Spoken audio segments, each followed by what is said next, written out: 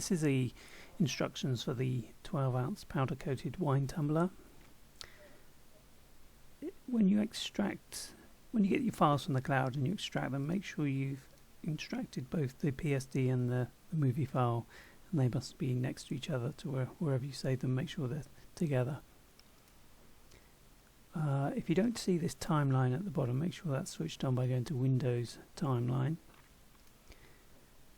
First thing to do, you'll probably want to get your design on there, so you double click step 1.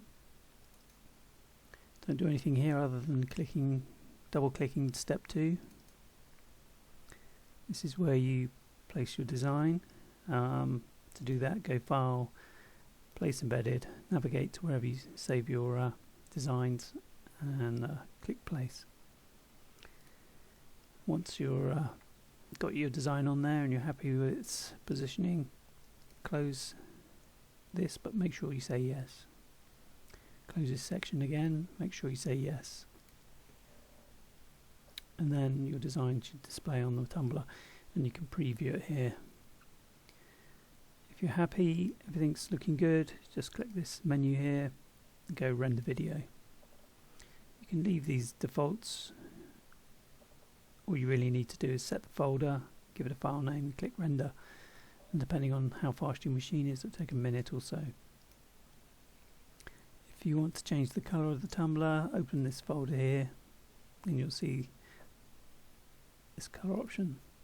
Double click colour overlay and change that to whatever colour you need.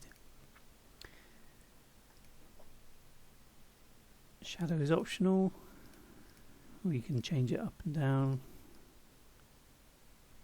using the opacity of that layer. If you need to change the background, just double click background and then go File, Place Embedded, and drop in your own background. And when you close it, make sure you say yes to saving. I don't think there's anything else to cover, but if you've got any questions, give me a shout.